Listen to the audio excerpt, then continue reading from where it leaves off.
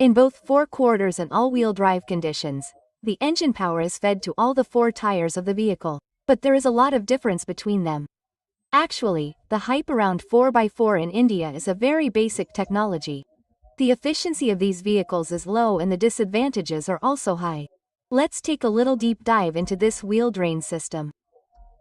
Most of the four-wheelers, in most cars, the engine power reaches only two wheels and our vehicles run in different conditions like road, mud, snow. But in these different situations, the behavior of the wheel is different on all these surfaces. The wheels get a good grip on some surfaces and start slipping on some. In technical language, this is also called traction control. If we simplify it further, for example, if we connect both the rear tires of the vehicle to a single shaft and in this condition, when the vehicle takes a turn, the outer wheel is covering a greater distance. So, simply, it will cover a greater distance. But the inner wheel is covering a lesser distance. So, the rotation should also be less. But being connected to a common shaft, the inner wheel will also rotate at the same speed because of the outer wheel. Now, because of this extra rotation that the inner wheel is getting, it will slip or skid again and again, which we call a very useless traction control. So, different types of drivetrain systems have been developed to increase traction control and vehicle stability. So, let us understand practically which drive system solves the problem. The first one is rear-wheel drive. If you do not have Tata Nano, then the engine of the vehicle will be on the front side. In this drive system, the front wheels control the steering and the back side wheels are given the engine power. First of all, the engine power is fed to the transmission. Transmission is the gearbox of the vehicle. How does it work? You can understand from this video. After the vehicle starts, we can increase or decrease the engine speed with the accelerator. We can turn it on and off. We cannot do anything more with the engine. All the remaining work like running the vehicle in forward-reverse direction, increasing or decreasing the speed, all this is done under the control of this gearbox. Power is fed from the gearbox to the differential gearbox fitted between the rear wheels and it distributes 50 to 50% of the engine power to both the tires. If the vehicle is running on a very good road, actually, this is a very brilliant gear system. The engine power is fed into this ring gear. Spider gear is attached to the ring gear and the spider gear feeds equal power to the shafts of both the wheels. Here, the spider gear rotates in two ways. One ring gear is in its place along with the other. So when the car is running smoothly on the road, the spider gear will rotate along with the ring gear. When the car takes a turn, the speed of the outer wheel is high. So the spider gear will rotate along with the ring gear and provide more rotation to the outer wheel. But there is a big problem with this gear system. For example, one tire of the car is stuck in a slippery place. So in such a condition, the differential gear transfers almost all the power to the wheel which has less friction and power can easily go. And the tire which should get the power is not rotating at all. So then this is a very bad traction control. So you must have seen this problem in all the affordable cars in our country and in such a condition, we happily push the car out.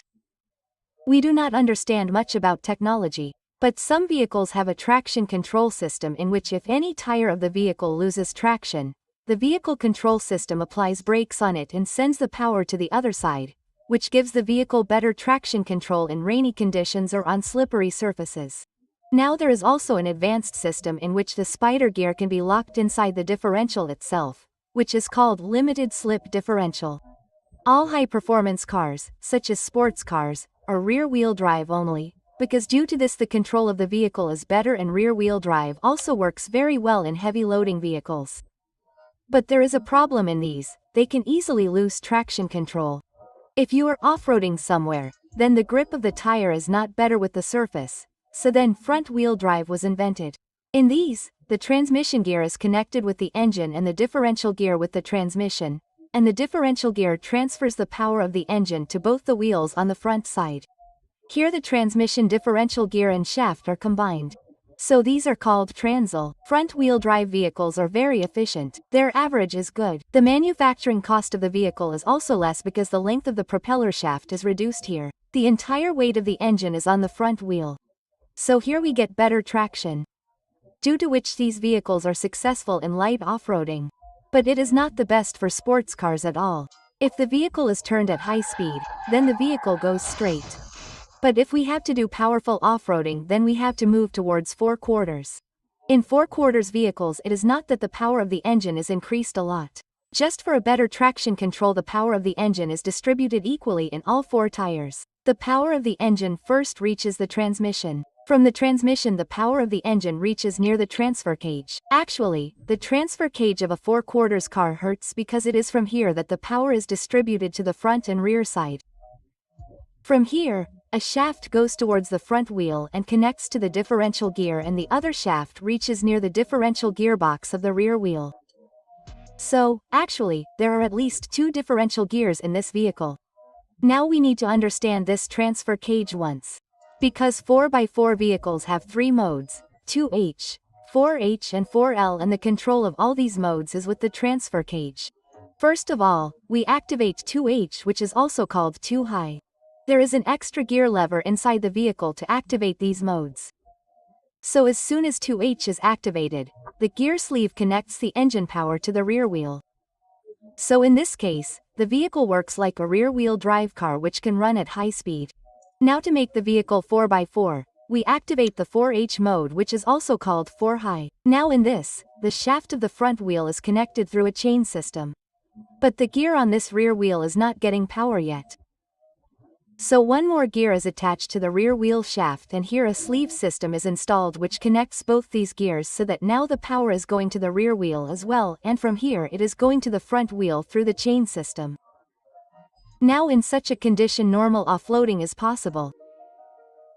But when we do extreme offloading, we need to increase the torque of the vehicle, and in the system that is running right now, we have more speed but there is a lack of torque. So then a third mode was introduced in the vehicle which is called 4 low mode. If you know, torque is in the inverse proposition of speed. So we can increase the torque by reducing the speed of the vehicle, and to increase the torque, we put 2 more gears on an extra additional shaft in this transfer case. Basically, this gear system slows down the speed of the vehicle and increases the torque, and as the torque increases, the vehicle can run even in extreme off-roading conditions. The gear ratio here is around 1:3.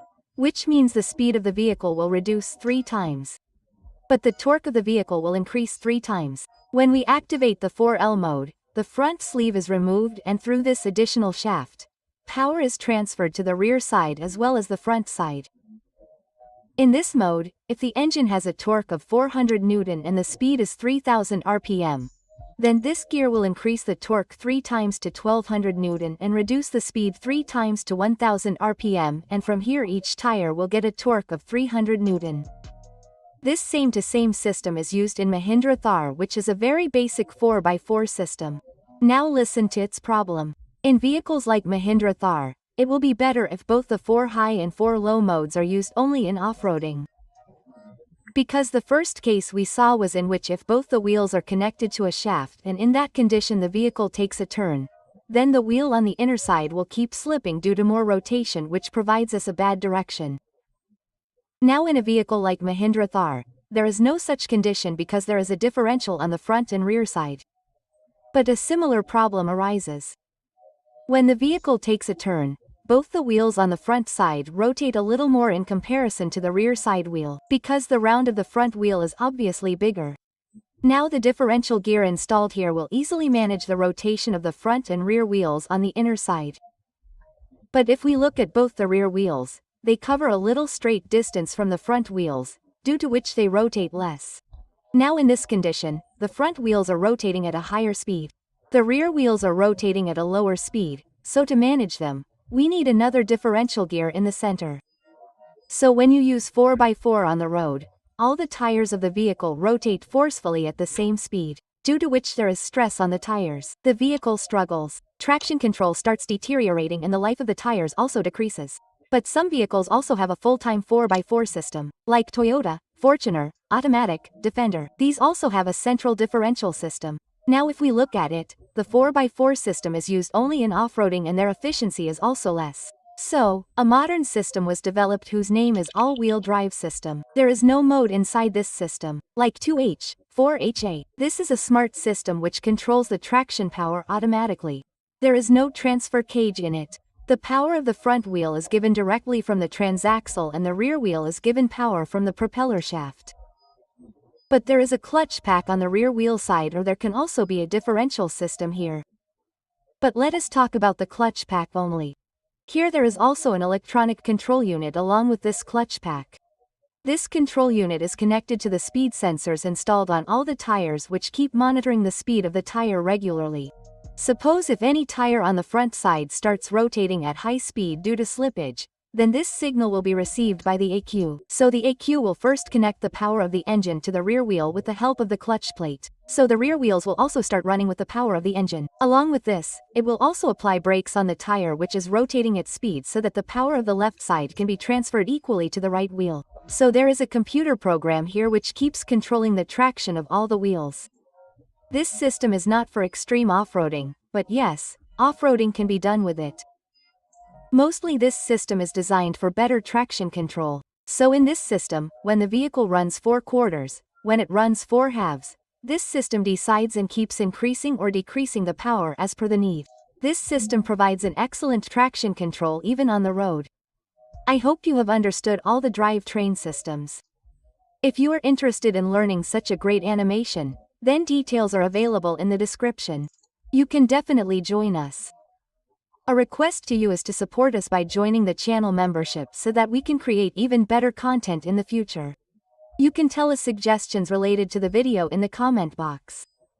Thank you very much for watching the video.